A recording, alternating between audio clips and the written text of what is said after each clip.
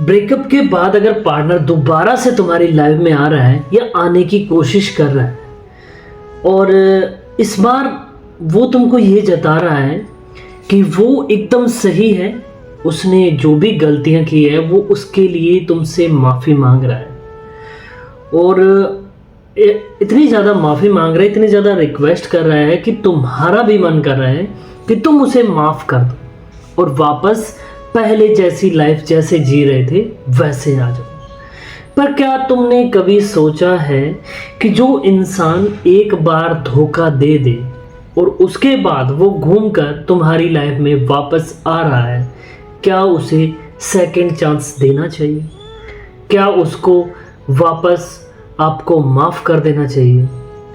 अगर ऐसी सिचुएशन आपके आगे आ चुकी है, ऐसा सीन आपके सामने हो चुका है, तो आप भी कंफ्यूज हो चुके हो कि क्या मुझे उसे माफ़ कर देना चाहिए या नहीं।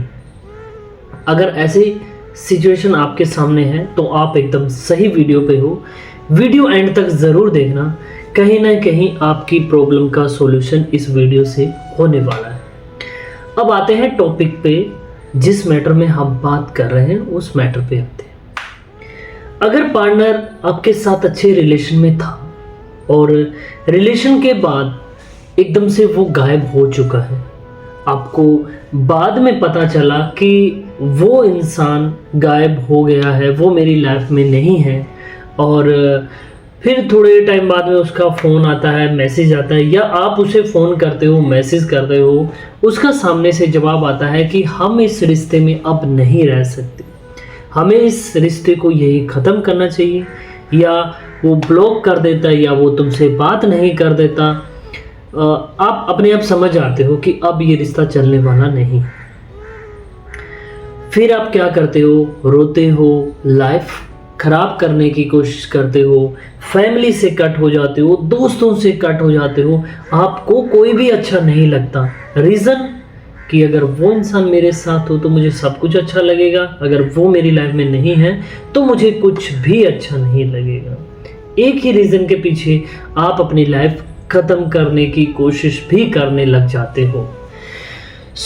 अगर वो इंसान घूम के तुम्हारे पास वापस आता है और तुम्हें बोलता है कि मुझसे गलती हो गई, मुझे माफ़ करो, रिश्ता दोबारा स्टार्ट करो, तो तुम्हें कुछ बातें जानने की ज़रूरत है। अगर वो बातें एकदम सही हैं तो तुम रिश्ता चालू कर सकते हो, अगर गलत है तो सोचना भी मत उस रिश्ते को कंटिन्यू करने के बारे में। तो चलो हम उस टॉपिक पे आते हैं, उन टॉपिक के बारे में बात करते हैं। देखिए, अगर रिश्ते में आपका पार्टनर अपनी फैमिली की प्रॉब्लम के अंदर फंसा हुआ है, जैसा कि उनकी फैमिली में कुछ प्रॉब्लम हो चुकी है, वो उन प्रॉब्लम के कारण आप, कई बार ऐसा होता है कि कुछ प्रॉब्लम ऐसी होती है, वो प्रॉब्लम हम किसी को भी शेयर नहीं कर सकते। हमें अंदर से ऐसा लगता है कि अगर हमने इनको ये बात बता दी या पता चल गई तो सामने वाला इंसान मेरे बारे में क्या फील करेगा। इस डर की वजह से वो ब्रेकअप कर लेता है।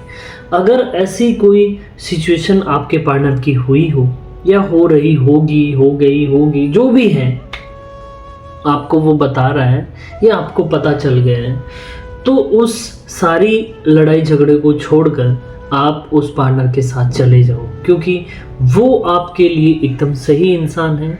उसने ये सोचा होगा कि मैं दुखी हूँ, इसको क्यों दुखी कर। इस वजह से वो अपनी लाइफ को अकेला हैंडल करना चाहता था। जो सारे दुख वगैरह थे वो सोचा कि आपको क्यों बताना। इस वजह से, डर की वजह से जो भी उसने सोचा, पर वो गलत नहीं था। अगर ऐसा सीन है तो उस इंसान को अपनी लाइफ में वापस लाने के लिए तुम्हें ज़्यादा कुछ सोचने की ज़रूरत नहीं है, उसे अपनी लाइफ में लेकर आओ। अब आता है कि अगर आपका पार्टनर आपको चीट कर रहा है, आपको धोखा दे रहा है।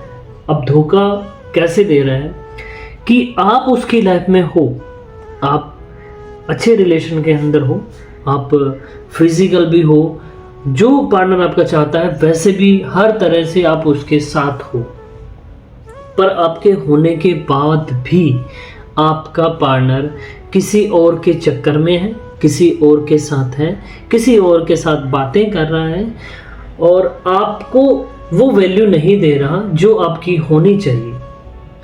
और इन बातों को छुपाने के लिए, या आपको ये बातें पता चल गई कि आपका पार्टनर किसी और के साथ था और आपने ब्रेकअप कर लिया।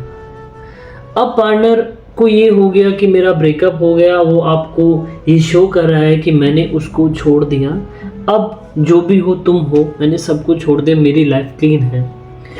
तो मैं आपको बता दूं कि विश्वास करना बहुत मुश्किल हो जाता है। देखिए, मैं अगर आपकी जगह हूं तो मैं बिल्कुल भी विश्वास नहीं करूंगा, क्योंकि अगर एक बार इंसान गलती करता है तो डेफिनेटली वो दूसरी बार भी कर सकता है। और अगर ऐसा सीन है आपके आगे, तो उस पार्टनर को लाइफ में वापस लाने के लिए मेरी तरफ से आपको ना है, और उसके बावजूद भी आप उसे अपनी लाइफ में एंट्री देते हो, तो मैं आपको बता दूं कि ये आपके लिए बहुत मुश्किल होने वाला है। भगवान ना करे कि ऐसा टाइम आए वो फिर से आपको धोखा दे। तो अगर ऐसा सीन आपकी लाइफ में है तो आपको जानने की कोशिश करनी चाहिए कि आपका आखिर ब्रेकअप होने का क्या रीज़न था, क्यों पार्टनर ने तुमसे ब्रेकअप किया और क्यों वो वापस आना चाहता है। ये दोनों चीज़ें जब आप क्लियर कर लोगे तब आप पार्टनर के साथ रह सकते हो। और दोनों में आपको गलत लगे कि ये चीज़ गलत है तो रहने का कोई फ़ायदा नहीं है। और हाँ, एक इम्पॉर्टेंट बात मैं करता हूँ कि जब भी ब्रेकअप होने के बाद पार्टनर वापस आने की कोशिश करता है और वो वापस आपको फ़ोन करता है, तो फर्स्ट कॉल में ही आप उससे बात करने की कोशिश या बात करने मत लग जाना। जब इतना उस इंसान ने आपको तड़फाया है, रुलाया है, सब कुछ किया है, आप 1 मिनट में मान गए, ऐसा नहीं। आप उस इंसान को वो चीज़ें याद दिलाओ कि तुमने मेरे साथ क्या किया है, तुमने मुझे कितना दुखी किया है। तो एक बार में उसके साथ बात करने की ज़रूरत नहीं है, उसे कोशिश करने दो। 1 बार, 2 बार, 3 बार, 4 बार, जितना कोशिश कर सकता है, ताकि आपको भी पता चले कि वो इंसान आपको पाने के लिए कैसा है। अगर एक बार में आप मान गए तो उसे लगेगा कि आप बहुत सिंपल हो, जब मन किया छोड़ दिया, जब मन किया पकड़ लिया। और आप उसके लिए मुश्किल बन गए तो वो जी तोड़ कोशिश करेगा आपको मनाने के लिए। और अगर मान गए तो वो कभी जाने के बारे में, आपको धोखा देने के बारे में नहीं सोचेगा। अब आपके हाथ में है, आपका पार्टनर अगर सही है तो साथ रहने में कोई दिक्कत नहीं है, और अगर आपका पार्टनर गलत है तो साथ रहने में दिक्कत ही दिक्कत है। आने वाली लाइफ बुरी होने वाली है, आने वाली जो आपकी सिचुएशन है वो बहुत ज़्यादा ख़राब होने वाली है। सो प्लीज़ आज की वीडियो में सिर्फ इतना ही।